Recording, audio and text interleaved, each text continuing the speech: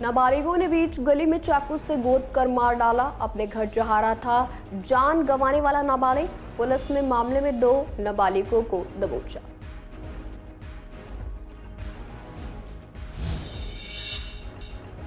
यमुना पार के सार्वजनिक शौचालयों का हाल बेहाल, कहीं ताले तो कहीं टूटी है टाइल्स। सीसीएन की ग्राउंड रिपोर्ट में खुली पोल।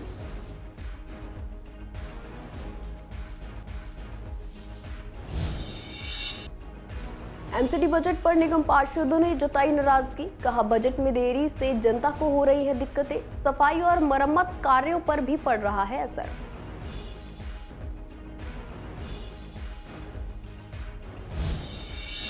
बोर्ड एग्जाम को लेकर पूर्वी दिल्ली के छात्र पूरी तरह तैयार। टीचर्स की सलाह, परीक्षा में घबराने की नहीं है जरूरत। छात्रों ने पुराने प्रश्न पत्रों और सैंपल पेपर से की प्रैक्टिस।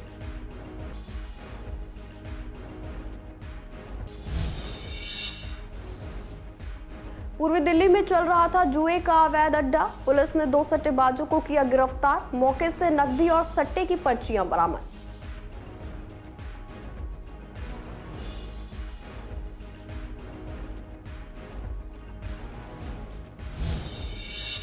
नमस्कार, आप देख रहे हैं सीसीएन लाइव। मैं हूं आपके साथ शिवानी तिवारी। स्वागत है आपका हमारे खास कार्यक्रम पूर्वी दिल्ली खास में। बुलेटिन की शुरुआत करते हैं कुछ खास खबरों के साथ। पूर्वी दिल्ली के सीलमपुर थाना इलाके में एक नाबालिग लड़की की हत्या का मामला पुलिस ने महज कुछ घंटों में सुलझा लिया। पुलिस ने इस केस में 2 आरोपियों को पकड़ा है और वारदात में इस्तेमाल किया गया चाकू भी बरामद कर लिया है।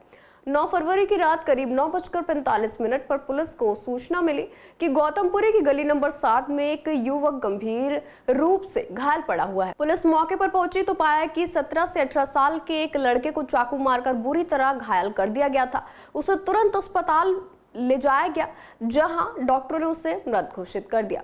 मामले की गंभीरता को देखते हुए पुलिस ने एफएसएल टीम को बुलाया और घटनास्थल का निरीक्षण किया। इंस्पेक्टर पंकज कुमार के नेतृत्व में बनी टीम ने सीसीटीवी फुटेज और गुप्त सूचना के आधार पर 15 और 16 साल के 2 आरोपियों को पकड़ लिया है। पूछताछ में उन्होंने खुलासा किया कि मृतक अक्सर उन्हें धमकाता था और पैसे मांगता था, जिससे परेशान होकर उन्होंने वारदात को अंजाम दिया। पुलिस इस मामले में एक और आरोपी की तलाश कर रही है। आगे की जांच की जा रही है। हाईकोर्ट द्वारा पब्लिक टॉयलेट्स की शिकायत दर्ज कराने के लिए बड़ा ऐप तैयार करने के निर्देश के बाद सीसीएन की टीम ने यमुना पार के कई सार्वजनिक शौचालयों का जायजा लिया, जहां कृष्णनगर के शिव चौक के पास के पब्लिक टॉयलेट की स्थिति बेहद खराब मिली। ना तो वहां पानी की व्यवस्था थी और ना ही साफ सफाई। जब संवाददाता विवेक पठानिया ने विश्वासनगर वार्ड की 3 नंबर गली के एमसीडी पब्लिक टॉयलेट पहुंचे तो वहां की हालत और भी दयनीय नजर आई। टॉयलेट सीटें पूरी तरह से गायब थी। कुछ शौचालयों में ताले लगे हुए थे, अंदर मलबा भरा था और बिजली के बोर्ड खुले पड़े थे। पंखे बंद थे और टॉयलेट्स टूटी हुई थी। ऐसे में अब सवाल ये उठता है कि क्या सरकार और निगम इन बदहाल शौचालयों की सुध लेंगे या जनता को इसी हाल में गुजारा करना पड़ेगा। दिल्ली के अंदर पब्लिक टॉयलेट को लेके काफ़ी विवाद रहता है और हाई कोर्ट ने भी एमसीडी और पीडब्ल्यूडी तमाम संबंधित प्रशासन को इत्तला कर दिया है कि एक कॉमन एप्लीकेशन कंप्लेंट की बनाई जाए। आज उसी को लेते हुए पूर्वी दिल्ली के विश्वासनगर वार्ड में खड़े हैं, जहां पर ये एक पब्लिक टॉयलेट है जिसकी हालात मैं आपको दिखाना चाहूँगा। बयान नहीं कर सकते किस तरह की स्टेशनरी यहाँ पे यूज़ है और किस तरह की व्यवस्था यहाँ बनाई गई है। आप देख सकते हैं कि इसकी शिकायत भी की जाए तो मुझे नहीं लगता कि ठीक हो पाएगा। एक तरह से तहखाना इसको कह सकते हैं। अंदर आप देखेंगे कि यहाँ पे जहाँ पे टॉयलेट सीट्स वगैरह लगाई गई हैं, वहाँ पे गेट पे ताले लग रहे हैं और टूटा हुआ है, मलबा रखा हुआ है। तो ऐसी व्यवस्था दिल्ली के एमसीडी की हो गई है। किस तरह से यहाँ पे हाथ धोने के लिए पानी तो दूर, सिंक भी नहीं है जहाँ पे पानी नहीं हो सकता। और ये जो टॉयलेट सीट्स हैं यहाँ पर, ऐसी व्यवस्था कहीं ना कहीं दिल्ली की एमसीडी को लाचार बनाती है। एक तरह से ऐसा लग रहा है कि यहाँ पे बिजली बोर्ड कम, और इसको खोल के दिखाना चाहूँगा कि शॉर्ट सर्किट भी नहीं है यहाँ पर, एमसीडी लाइट नहीं है यहाँ पर, पंखे ने ख़राब पड़े हैं। और ये व्यवस्था दिल्ली की एमसीडी की टॉयलेट्स की हो गई है। आज हमने ऐसा ही जायज़ा लेते हुए गोंडली चौक पर स्थित पब्लिक टॉयलेट का भी लिया था। वहाँ पे भी ऐसे ही है कि जो टॉयलेट सीट्स हैं वह तमाम ऐसे टूटी हुई हैं। कृष्णा नगर के अंदर शिव चौक है, वहाँ पे एक टॉयलेट बना हुआ है पब्लिक का, एमसीडी द्वारा संचालित है, लेकिन वहाँ भी ऐसी व्यवस्था है कि कहीं ना कहीं एक जो व्यवहार दिल्ली की एमसीडी में देखने को मिल रहा है और जो पब्लिक इसकी डिमांड्स करती है, उसके लिए हाई कोर्ट ने साफ कह दिया है कि एप्लीकेशन बनाएंगे जिस पे तुरंत पब्लिक भी उसको आइडेंटिफाई करके उस पर कंप्लेंट कर सकती है और तुरंत एक्शन लिया जाएगा। वीडियो जर्नलिस्ट महेंद्र बोरा के साथ विवेक पठानिया, सीसीएन दिल्ली। अगले वित्तीय वर्ष 2025 से 26 के लिए एमसीडी का बजट 13 फरवरी को पेश किया जाएगा। एमसीडी सेक्रेटरी शिवा प्रसाद ने इसकी पुष्टि की है। बजट को पेश करने के लिए एलजी से मंजूरी ली गई है, क्योंकि नियम अनुसार एमसीडी कमिश्नर को हर साल दिसंबर में ही बजट पेश करना होता है। इस बार देरी की वजह से नगर निगम के कई कामों में रुकावट आई है। इस पर पूर्वी दिल्ली के निगम पार्षदों से बात करने पर पता चला कि बजट में देरी के कारण जनता से जुड़े काम प्रभावित हो रहे हैं। बीजेपी पार्षद भरत गौतम और संदीप कपूर ने बताया कि पार्कों की सफाई, नालों की मरम्मत जैसे बुनियादी कार्य समय पर पूरे नहीं हो पा रहे हैं। साथ ही निगम कर्मचारियों की सैलरी भी पिछले 1.5 महीने से समय पर नहीं मिल रही है, जिससे कर्मचारियों में असंतोष बढ़ रहा है। आपको बता दें, बजट की अनुमानित राशि करीब 17,000 करोड़ रुपए रखी गई है। अब ये देखना होगा कि देरी के बावजूद इस बजट से नगर निगम कितनी तेजी से विकास कार्यों को गति दे पाता है। अभी जानकारी मिली है कि 13 तारीख को निगम का बजट सेशन बुलाया गया है। जैसा आपको पता ही है, बजट सेशन इस बार बहुत लेट कर दिया गया है। जब से नगर निगम में अरविंद केजरीवाल के नेतृत्व वाली ये सरकार आई है, तब से दिल्ली नगर निगम अनेकों स्तर पर पिछड़ता जा रहा है। चाहे वो शिक्षा हो, चाहे वो साफ सफाई हो, चाहे वो पार्कों का देखभाल रखना हो। और उसका मुख्य कारण यही है कि बजट नहीं मिल रहा है। जब से अरविंद केजरीवाल के हाथ में नगर निगम गई है, बजट नहीं मिल पा रहा है हम पार्षदों को, जिसकी वजह से क्षेत्र में काम नहीं हो पा रहा है। ये बजट दिसंबर तक तय होके, अब तक तो बजट एलोकेशन हो जाती थी, लेकिन अब देखिए दुर्भाग्य, 13 तारीख को तो बजट का सत्र बैठेगा। कब बजट का सत्र बैठेगा, कब उसका बजट पास होगा, कब आगे की कार्रवाई होगी, पूरी दिल्ली के काम रुके पड़े हैं और नगर निगम के अधीन आने वाली सभी दिक्कतें इस वजह से हमें बढ़ती जा रही हैं। देखिए, किसी भी सरकारी डिपार्टमेंट के लिए बजट बहुत इम्पोर्टेंट है और मैं आम जनता को बताना चाहता हूं कि जब तक उस डिपार्टमेंट का बजट जिस कमेटी ने पास करना है, अगर वो पास नहीं करेंगे तो उसका नतीजा ये होगा कि चाहे डिपार्टमेंट के पास पैसे हों, लेकिन वो पैसा खर्च नहीं कर सकता, क्योंकि किस हेड में किस डिपार्टमेंट को कितना पैसा देना है वो एलोकेशन बजट करता है और उसके बाद ही पैसे की निकासी हो सकती है। तो इसलिए बजट बहुत इंपॉर्टेंट है और ख़ासकर एमसीडी जो कि पूरी दिल्ली के 2.5 करोड़ से ज़्यादा जनता की ज़रूरत की सुविधाओं का काम करती है और 17,000 करोड़ रुपये का बजट है। तो आम आदमी पार्टी के जो इस समय मेयर बैठी है या जो नुमाइंदे हैं, वो काम करने के लिए सीरियस है ही नहीं और यही वजह है कि दिल्ली सरकार से भी बाहर हुए हैं और जल्दी ये एमसीडी से ही बाहर होंगे। बोर्ड परीक्षाओं को लेकर छात्रों की तैयारियां अब अंतिम चरण में है। पूर्वी दिल्ली के स्कूलों में पढ़ने वाले 10वीं और 12वीं कक्षा के स्टूडेंट्स का कहना है कि उन्होंने अपनी पूरी पढ़ाई कर ली है और अब वे सिर्फ रिवीजन पर ध्यान दे रहे हैं। बोर्ड एग्जाम की तैयारी को लेकर हमारे संवाददाता ने स्टूडेंट्स और टीचर्स से बात की तो स्टूडेंट्स ने बताया कि उन्होंने पिछले 3 साल के क्वेश्चन पेपर हल किए हैं और सैंपल पेपर से भी प्रैक्टिस की है। वहीं टीचर्स ने सलाह दी है कि परीक्षा में घबराने की जरूरत नहीं है। उन्होंने कहा कि बोर्ड द्वारा दिए गए 15 मिनट के समय का पूरा इस्तेमाल करें और प्रश्नों को ध्यान से पढ़ें। टीचर्स का यह भी कहना है कि 20 अंकों के एमसीक्यू प्रश्नों के उत्तर अक्सर प्रश्न पत्र में ही छिपे होते हैं, इसलिए छात्रों को सतर्कता से पेपर हल करना चाहिए। टीचर्स ने हमारी बहुत हेल्प करी है, हमें हर चीज़ मतलब पेपर में क्या क्या करना है सब बता रखा है। हमें एक्स्ट्रा क्लास भी लगी थी हमारी, उसमें हमें सारा पेपर सॉल्व कैसे करना है उस सब चीज़ बता रखी है पेपर में। और प्रैक्टिस तो हम घर पे करेंगे, हमें सेल्फ स्टडी ज़्यादा उसमें कंट्रीब्यूट होगी उसमें पेपर के लिए।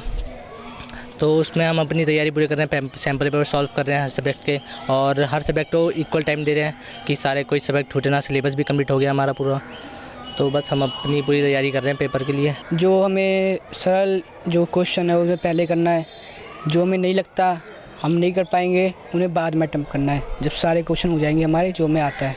जो क्वेश्चन पत्र देके घबराना है कि नहीं घबराना? नहीं बोर्ड का एग्ज़ाम है, घबराना नहीं है। देखिए मेन क्या है, आजकल बच्चों का मटेरियल बहुत है, बच्चे जो है उनके पास काफ़ी समय है, उसमें MCQ का 20 क्वेश्चंस आते हैं और इसके अलावा केस स्टडी का 4 क्वेश्चंस आते हैं। बच्चे उसी को आराम से करें, थोड़ा जल्दबाजी ना करें, उन्हीं में क्वेश्चन पेपर के अंदर ही आंसर है। मैं कई बार ये कहता हूँ क्वेश्चन पेपर के अंदर ही आंसर छिपा हुआ है, बच्चे आराम से करें पूरा समय। एक तो एग्ज़ाम जो सेंटर है जहाँ भी हो, दूर हो नज़दीक हो, समय से पहले पहुँचें, क्योंकि CBSE का इंस्ट्रक्शंस आ रहे हैं। जो क्वेश्चन ऐसे हैं जो बार बार एग्ज़ाम में आ रहे हैं, श्रीमान सुनील जैन जी ने बताया कि पिछले 3 वर्ष के अगर हम पेपर भी कर लेते हैं बोर्ड के पेपर तो भी हम पास हो सकते हैं, और उनको कर्म करते रहो। आज जैसे संत शिरोमणि रविदास जी की जयंती है, उन्होंने भी अपने जीवन में कहा कि कर्म करो, तो उनको कर्म के बारे में भी बताया कि आप अपना कर्म करें और अपने स्वास्थ्य को सही रखें और सही दिशा में अपनी पढ़ाई पर ध्यान करें। उनको यही बोल रखा है कि आपने पेपर में होपलेस नहीं होना है, पेपर को अच्छे से पढ़ना है। जो क्वेश्चन आपको नहीं आ रहा है उसको एक बार नहीं 2 बार पढ़िए, उसको अच्छे से समझना, अंडरस्टैंड करना है पहले, और फिर उसका आंसर करना है। होपलेस नहीं होना, कॉन्फिडेंस के साथ काम करना।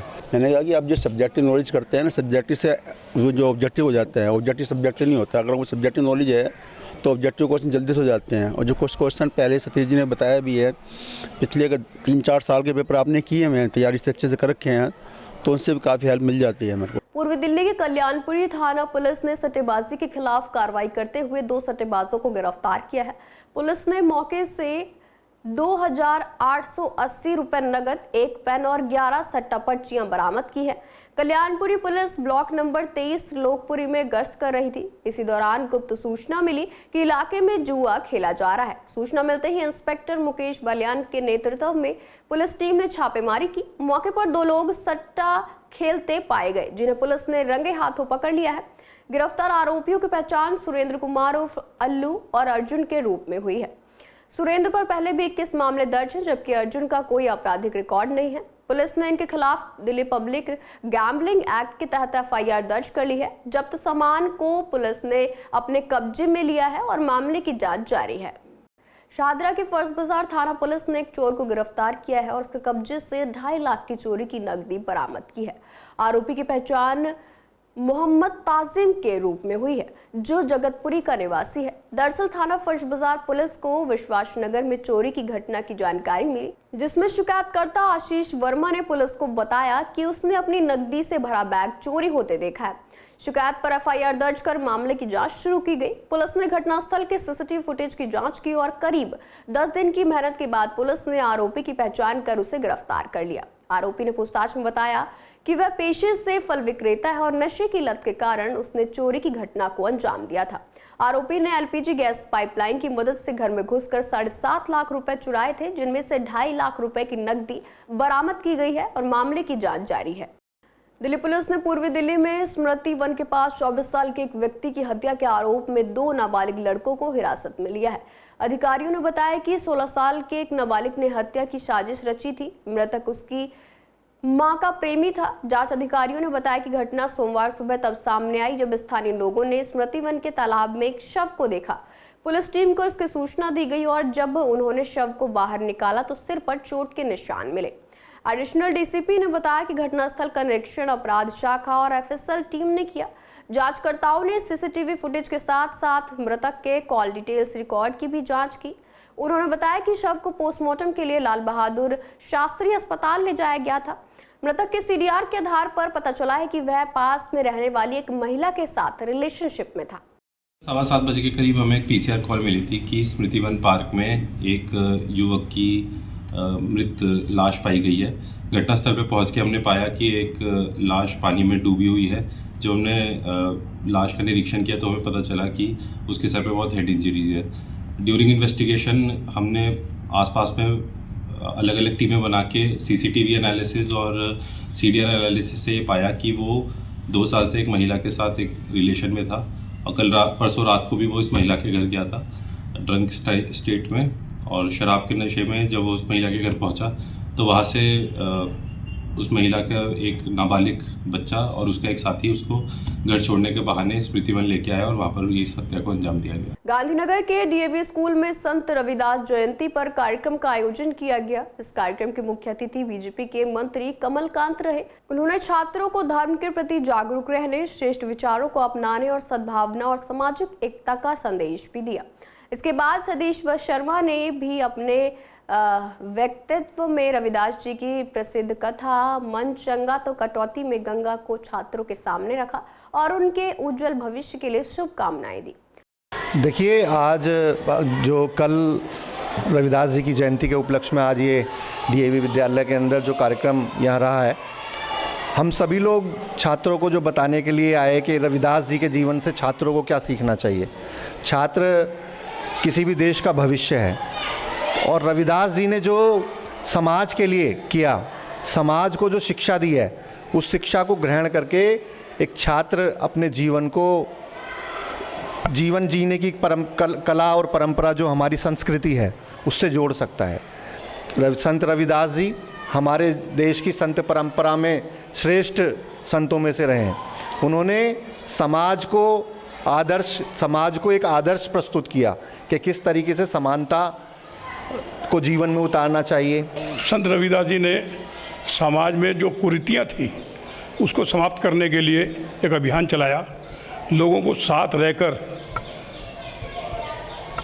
साथ रहकर समाज को एक मैसेज दिया कि हम सब सनातनी हैं और सनातन समाज को इकट्ठे रहना चाहिए।